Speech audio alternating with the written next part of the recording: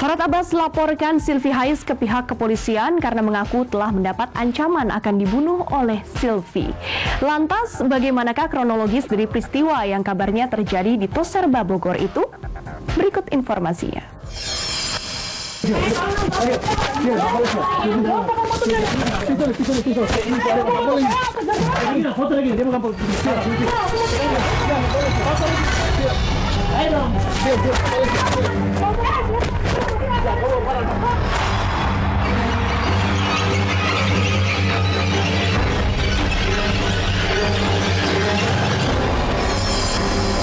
Silang sengketa antara Farhad Abbas dengan mantan pegawainya Silvi Hais kian meruncing. Persoalan intern seputar masalah hutang piutang sebesar 350 juta rupiah yang hingga kini belum usai. Silvi yang sejak lama menaruh dendam untuk menagih janji pria asal Tembilan Riau itu terus berupaya mencari Farhad agar melunasi hutangnya tersebut. Dan puncaknya adalah peristiwa perkelahian yang terjadi antara Farhad dan Silvi pada sebuah toko perlengkapan rumah tangga yang terletak di kawasan Bogor, Jawa Barat pada hari Senin sore kemarin. Keduanya akhirnya saling lapor karena merasa dirugikan oleh masing-masing pihak atas kejadian ini. Menurut pengakuan Farhad, awal mula peristiwa itu terjadi saat dia sedang menemani kekasihnya Regina untuk mengambil alat keperluan masak yang telah dipesannya pada toko. Setibanya di sana, ia langsung diserang mantan asistennya yang tengah membawa pisau daging berukuran besar. Farhad yang saat itu juga bersama dengan seorang temannya langsung melakukan upaya perlawanan. Bahkan pihak Farhad pun sempat membuat dokumentasi rekaman akan kronologis kejadian melalui telepon genggam miliknya. Seperti apakah kronologis kejadiannya dan benarkah lantaran tak kunjung membayar hutangnya, Silvi kehilangan kontrol hingga berencana untuk menyerang Farhad. Lalu apa komentar Silvi dengan cerita yang dibeberkan Farhad? Mana barangnya? Udah nggak apa-apa udah. Yuk, ya kamera. Iya. Jadi mas tadi ngobrol ke orang. Ayo udah kamu ngomong apa? Kamu tuh yang ngurusin saya dari TV. Mana pada kamu? Siapa kamu? Siapa kamu? Biar aja. Kamu saya banyak utang segala macam. Utang apa sama kamu? Kamu jangan maki-maki istri saya. Siapa yang mau? Ini dia, ada. Kamu mau kuliah? Kamu ngerekam nggak ada, saya nggak mau kuliah. Kamu mau kuliah? Nggak ada. Nggak ada. Saya dorong karena kamu maki-maki. Nggak ada. Orang gila. Sampai kita sini belanja, apa? Iya, masuk aja, apa? Orang gila. Mana uang ini? Uang apa? Uang marketing.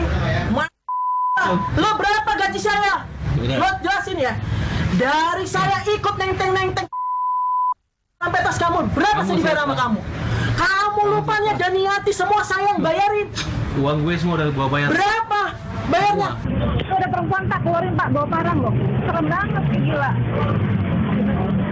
Itu perempuan bawa barang tuh. Mau ngebunuh tuh, berani tuh. Kayaknya.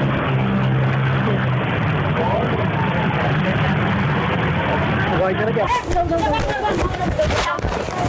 Ya udah nggak usah ngerugiin abang kan?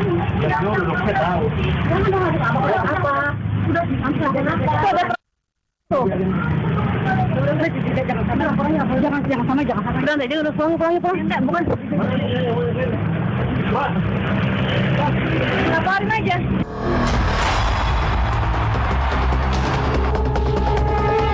Beruntung tidak terjadi peristiwa fatal dari kejadian tersebut. Nyawa Farhad masih bisa terselamatkan setelah seorang temannya juga berada di lokasi membantu memegangi tangan Silvi yang saat itu memegang pisau besar. Kemudian teman Farhad yang juga mengenal Silvi itu berupaya menenangkan Silvi agar tidak melakukan tindakan yang mencelakai orang lain. Farhad pun langsung membuat laporan pada kepolisian. Akankah Silvi terancam hukuman seumur hidup dan seperti apa keterangan saksi mata yang mengupayakan melerai kedua pihak yang tengah bertikai tersebut? Ya pasti kaget banget ya, karena memang saya kan kesini niatnya memang mau ambil barang yang memang saya sudah pesan gitu. Jadi dan saya nggak pernah melihat ada Silvi di dalam situ. Tapi yang saya kaget itu kan kejadiannya sangat cepat sekali. Tiba-tiba dia sudah pegang parang pisau besar itu, dan tiba-tiba posisinya memang sudah ingin membacok Mas Farhad, dan saya sempat rekam gitu. Dan mungkin saking panik dan takut orang-orang takut untuk memisahkan, takut kena mungkin kan. Tapi alhamdulillah ada saudara juga yang memisahkan. Akhirnya bisa, itu pun prosesnya cukup lumayan agak lama gitu, karena memang benar-benar bukan main-main, benar-benar memang posisinya benar-benar mau dibacok gitu. Untung ada Mang Leman, kalau enggak leher saya sudah putus ditebas dengan pisau golok potong daging, potong tulang. Saya sudah menemukan alat bukti diserahkan kepada pihak kepolisian Polres Bogor Kota. Ini tempat kejadian kemarin sore sekitar jam 4:30. Jadi kronologisnya begini, saya yang salah ini. Ya, saya masuk ke dalam sini, saya lihat sini Silvi ada lagi duduk sini dia dengan satu orang sini, nggak tahu siapa, saya nggak kenal. Dia lagi duduk sini, saya lihat ada parang, golok. Di saat ada golok, saya tanya, terus saya bilang, saya tanya, dari mana bagaimana Silvi? Dia bilang begini, ada yang mau saya bacok, bahasa Silvi begitu. Saya bilang jangan, saya bilang jangan. Jadi dia sementara begini, dia masuk sini Farhat, langsung dia berdiri. Silvi berdiri begini, ini golok nih dipegang nih. Farhat didorong sini nih, dicekek sini nih.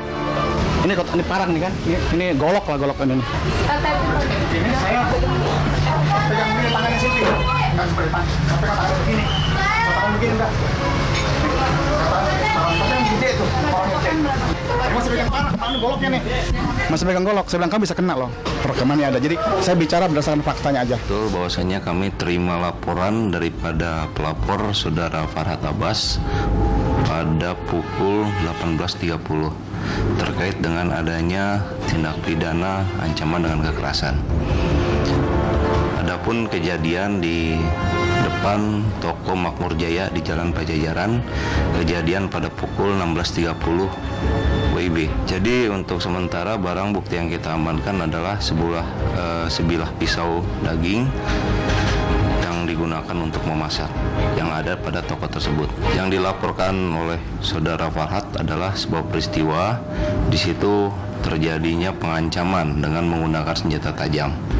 Saat ini kita sementara memasukkan ke dalam pasal 335 KUHP. Setelah Saudara Farhat Abbas melakukan laporan, tidak lama kemudian Saudara Silvi selaku terlapor membuat laporan kembali kepada kami di Polresta Bogor. Kemudian saat ini sedang kita tindak lanjuti. Akibat dari kejadian ini, Farhat mengalami luka lebam dan lecet akibat serangan yang dilakukan Silvi. Ia pun langsung menjalani visum guna menguatkan laporan yang dibuatnya. Farhat juga meminta agar pihak kepolisian menahan Silvi karena dinilai berbahaya.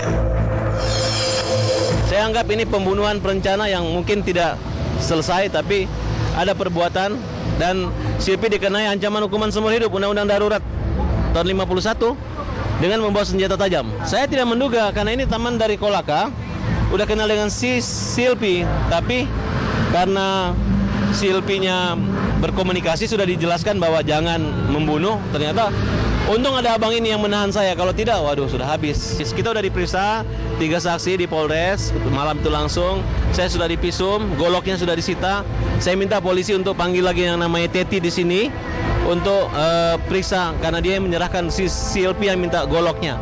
Kotaknya masih ada, tinggal satu-satunya golok yang harga 72.000, golok potong tulang. Kalau jangankan tulang, jangankan telinga, tulang aja, tulang sapi, tulang babi aja bisa putus. Jadi sifatnya luar biasa, sangat menakutkan. Kalau orang kayak gini tidak ditahan dan tidak ditangkap, menurut saya bahaya, keselamatan tidak jamin keselamatan. Tapi mudah-mudahan penyidik bisa bekerja secara profesional. Walaupun dia gugat balik, kami semua mengkeroyok, itu bohong semua. Tidak benar. Dia ketakutan karena dia tidak menyangka akan saya laporkan segera ke pihak yang berwajib.